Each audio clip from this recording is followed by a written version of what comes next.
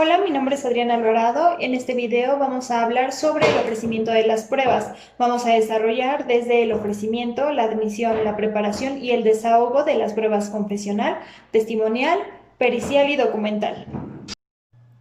La prueba es la razón, argumento, instrumento u otro medio que se emplea para mostrar y hacer patente la verdad o falsedad de algo.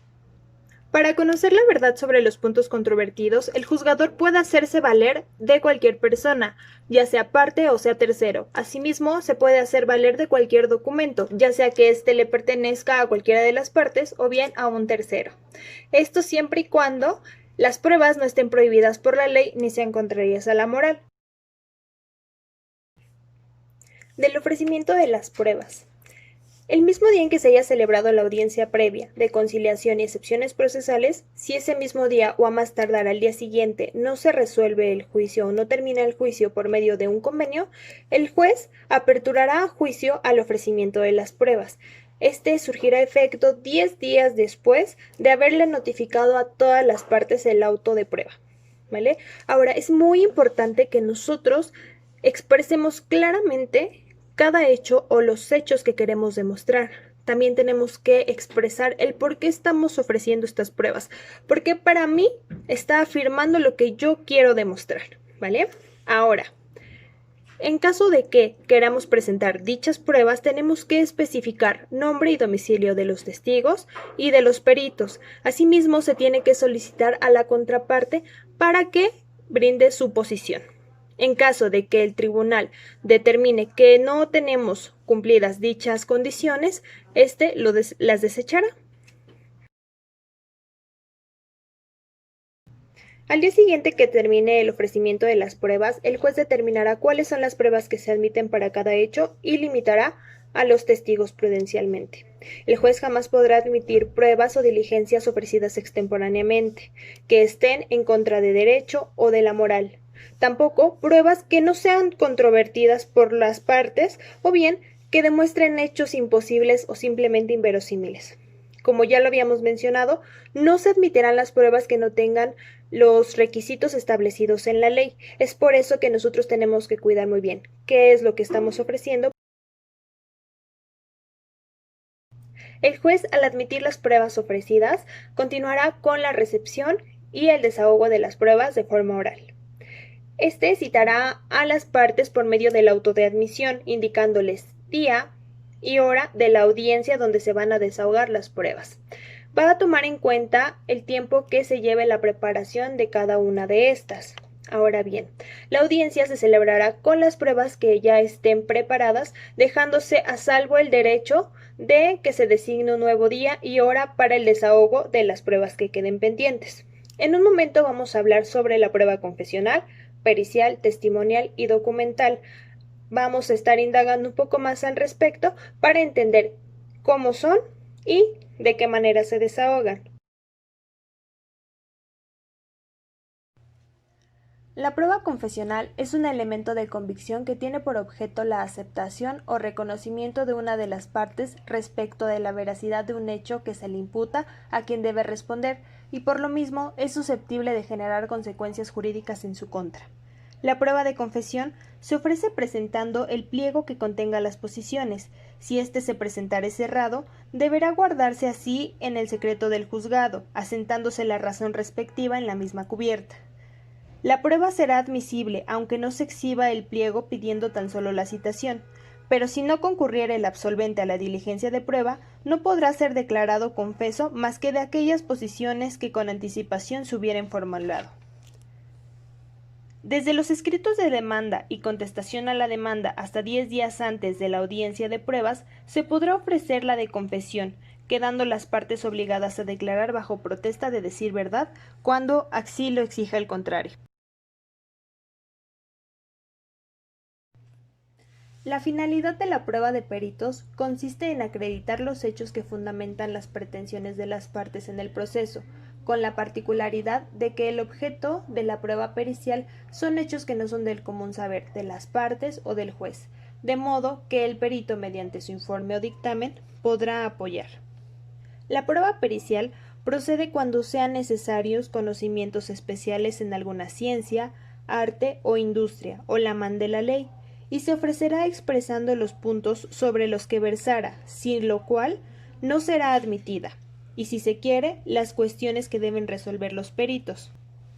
La prueba pericial solo será admisible cuando se requieran conocimientos especiales de la ciencia, arte, técnica, oficio o industria de que se trate, mas no en lo relativo a conocimientos generales que la ley presupone como necesarios en los jueces, por lo que se desecharán de oficio aquellas periciales que se ofrezcan por las partes para este tipo de conocimientos o que se encuentren acreditadas en los autos contra otras pruebas, o tan solo se refieran a simples operaciones aritméticas o similares.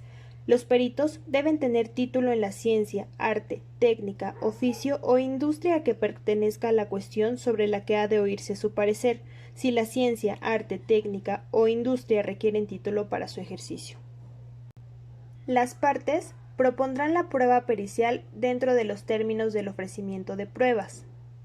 El juez, antes de admitir la prueba pericial, dará vista a la contraria por el término de 3 días para que manifieste sobre la pertinencia de tal prueba y para que proponga la ampliación de otros puntos y cuestiones además de los formulados por el oferente, para que los peritos dictaminen y para que se designe un perito de su parte, debiendo nombrarlo en la misma ciencia, arte, técnica, oficio o industria en la que haya puesto el oferente, así como indicar su cédula profesional o documento que acredite su calidad de perito, requisito sin el cual no se le tendrá por designado, con la sanción correspondiente a que se refiere el primer párrafo de la fracción sexta del artículo 347 del Código de Procedimientos Civiles para la Ciudad de México.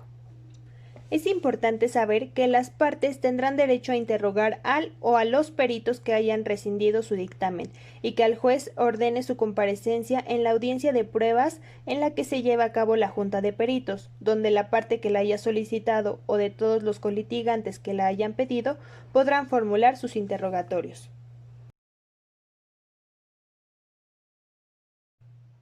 La prueba testimonial. Todos los que tengan conocimiento de los hechos que las partes deben de probar estarán obligados a declarar como testigos. Las partes tendrán obligación de presentar a sus propios testigos en términos de lo dispuesto en la ley. Sin embargo, cuando éste realmente estuviera imposibilitado para hacerlo, lo manifestarán así bajo protesta de decir verdad y pedirán que se les cite expresando las causas de su imposibilidad al juez, y éste certificará bajo su propio criterio. El juez ordenará la citación con cualquiera de los medios que estén previstos en la ley. Para el examen de los testigos se podrá presentar interrogatorios escritos en cuyo caso se agregarán a los autos. De no exhibirse los interrogatorios, las preguntas serán formuladas verbal y directamente por las partes. Tendrán relación directa con los puntos controvertidos y no serán contrarias al derecho o a la moral. Deberán estar concebidas en los términos claros y precisos, procurando que en una sola no se comprenda más de un hecho. El juez debe de cuidar que se cumplan estas condiciones, impidiendo preguntas que las contraríen. Contra la desestimación de preguntas, será admisible el recurso de apelación en el efecto devolutivo, de tramitación conjunta con la que se formule en contra de la sentencia definitiva que se dicte. Una vez firmada la declaración, no puede variarse ni en la sustancia ni en la redacción.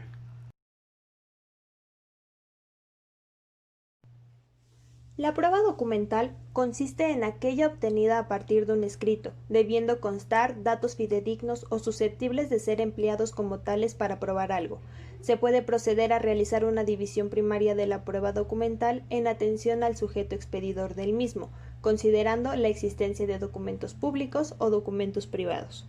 Como documentos públicos podemos poner como ejemplo las escrituras públicas, pólizas y actas otorgadas ante notario o corredor público, los documentos auténticos e informes expedidos por funcionarios que desempeñen un cargo público, los documentos auténticos, libros de actas, estatutos, registros y catastros que se hallen en los archivos públicos o en los dependientes del gobierno federal o de los estados, de los ayuntamientos o del Distrito Federal.